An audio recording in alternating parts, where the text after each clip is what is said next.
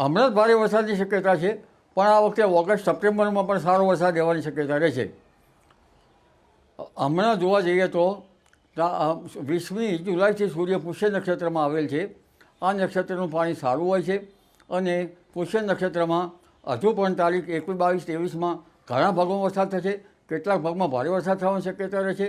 પરંતુ દક્ષિણ ચીનમાં જે ટાઇફૂન બનેલું હતું તેના અવશેષો બંગાળના ઉપસાગરમાં આવતા બંગાળનો ઉપસાગર વધુ સક્રિય થશે અને તેમાં ડીપ ડિપ્રેશન કે લો પ્રેશર બનવાની શક્યતા રહેશે, જેનો માર્ગ પણ છત્તીસગઢના માર્ગમાં થઈને પૂર્વીય મધ્યપ્રદેશના ભાગમાં આવશે.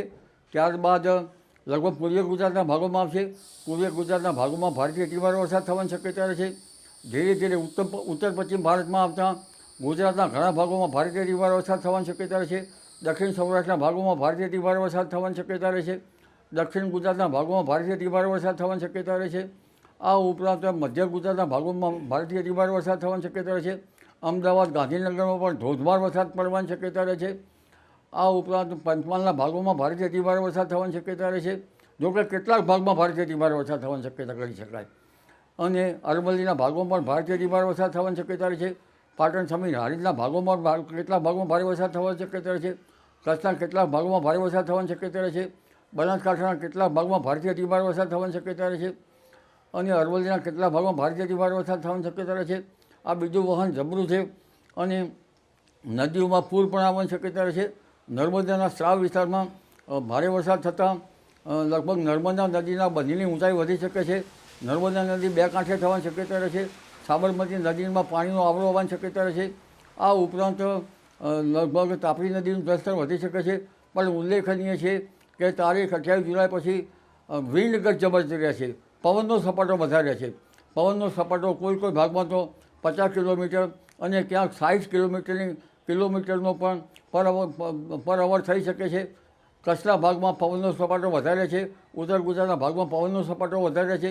એટલે પવનના સપાટાથી જનધને કાળજી રાખવી ઈષ્ટ રહેશે.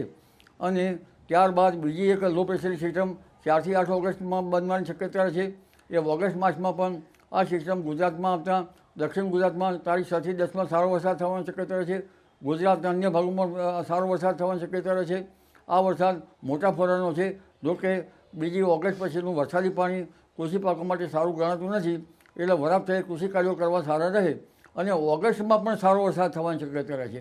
સપ્ટેમ્બરમાં પણ સારો વરસાદ થવાની શક્યતા રહેશે. અને વરસાદ છેક ઓક્ટોબર સુધી ચાલવાની શક્યતા રહે છે. ઓગસ્ટ માસમાં 4 થી 8 ઓગસ્ટમાં જે સિસ્ટમ બની રહી છે એનો પણ ભારે વરસાદ થવાની શક્યતા રહેશે. આ ઉપરાંત લગભગ 17, 18 અને 19 ઓગસ્ટમાં પણ એક બીજી સિસ્ટમ બનશે જે પણ ઓગસ્ટમાં પણ સારો વરસાદ લાવશે. લગભગ 23 ઓગસ્ટ પછી વરસાદનું પ્રમાણ ઘટશે અને પર્વતાગળનો મેઘ જ્યાં ચડે ત્યાં પડશે. 3 સપ્ટેમ્બરમાંથી જે વરસાદ થવાનો છે તેમાં લગભગ ઝેરી જીવજંતુઓ વધવાની શક્યતા રહેતા ખેડૂત ભાઈઓએ જે પાથરા જે ખેતરમાં પડ્યા છે તેમાંથી પાથરામાં વીંછી વગેરે જે જંતુઓ કે ઝેરી જીવજંતુઓથી સાવચેત રહેવું પડશે. અને સપ્ટેમ્બરમાં પણ વરસાદ થવાની શક્યતા છે. જો કે સપ્ટેમ્બર પહેલાં 30મી ઓગસ્ટે પણ વરસાદ થશે. 30મી ઓગસ્ટનું વરસાદી પાણી તો ખેતી માટે ઘણું સારું ઘણું ખરાબ ઘણું નબળું ગણવામાં આવે છે. એટલે પૂર્વા નક્ષત્રમાં કહેવાય છે તો વર્ષે પૂર્વા તો ખેડૂત બેસે ઝૂલવા. 13મી સપ્ટેમ્બર પછીનું વરસાદી પાણી સારું હશે. અને 27 સપ્ટેમ્બરથી 5 ઓક્ટોબર વચ્ચે ગાજવીજ સાથે વરસાદ થવાની શક્યતા છે. 17 ઓક્ટોબરે દરિયામાં લગભગ પવનની ગતિ વધુ રહેવાની શક્યતા રહેશે. અને લગભગ નવેમ્બર માસમાં આ વખતે દક્ષિણ ભારતમાં ભારેથી અતિભારે વરસાદ થવાની શક્યતા રહેશે. એટલે ધીરે ધીરે આ વરસાદ જે છે ઓક્ટોબર સુધી તો રહેશે, પણ નવેમ્બર માસમાં પણ લગભગ પાછા ફરતા મોસમી પવનો દક્ષિણમાં સપાટો લગાવી શકે છે. નવેમ્બરમાં ભિન્ન ભાગોમાં વરસાદ થવાની શક્યતા રહે છે. કારણ કે જ્યાં વરસાદ ચડે ત્યાં પડવાની શક્યતા રહે છે. એટલે નવરાત્રિમાં પણ કોઈ ભાગમાં વરસાદ થવાની શક્યતા રહે છે. ખેડૂતો માટે તો પડ્યા ઉપર પાટા જેવું છે. હજુ તો ઘણા ભાગમાં વરાપ નહીં થઈ ત્યાં પાછું વરસાદનું મોકાણ શરૂ થઈ ગયું.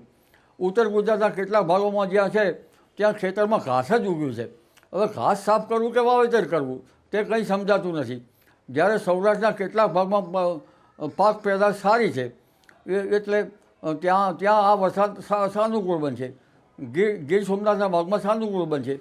તો આ વરસાદ જે છે એ દક્ષિણ સૌરાષ્ટ્રના ભાગમાં ભારેથી ભારે વરસાદ છે. આમ જોવા જઈએ તો આ સિસ્ટમ વરસાદની વહેંચણી અનિયમિત છે. ઘણી વખત સુરત નવસારીમાં ભારે વરસાદ થવો જોઈએ એના બદલે સૌરાષ્ટ્રના ઘણા ભાગમાં ભારે વરસાદ થયો છે. એટલે હવે જે વરસાદ થશે એ દક્ષિણ ગુજરાતના ભાગોમાં ભારે વરસાદ થવાની શક્યતા રહે છે. કારણ કે પશ્ચિમ ઘાટમાં ધીરે ધીરે વરસાદ થતો આવશે અને જે શેખ આહવાના વલસાડમાં થઈને નવસારી સુરતના ભરૂચના ભાગમાં વરસાદ આવશે. એટલે આ સિસ્ટમ હવે આવશે. પણ આ વખતનું ચોમાસું જે છે એ ભિન્ન ભિન્ન ભાગોમાંથી લો પ્રેશરનું બનેલું છે, જેના કારણે ભિન્ન ભિન્ન ભાગોમાં વરસાદ પડી રહ્યો છે. ઘણા ભાગમાં તો વરસાદ ઓછો છે, જે દેશના ઘણા ભાગોમાં. જ્યારે પવન સ્થિર થઈ જાય, તિતર પક્ષી પોતાની જોડીને શોધે અને આકાશમાં ઉપરથી વાદળો કોરંભાઈ જાય અને બરાબર ચારે બાજુ આકાશ વાદળોથી ઘેરેલું રહે અને ક્યાંક ચારે બાજુ વીજળીના ચમકારા મારે તો જ એ આખી સિસ્ટમનો વરસાદ જે હેલીબંધ વરસાદ થવાની શક્યતા રહે. આવો વરસાદ આ વખતે થતો નથી. આ વખતે જ્યાં લો પ્રેશર બન્યું અને વરસાદ વરસાઈ અને પાછા વાદળો જતા રહ્યા, આવું બને છે. જી.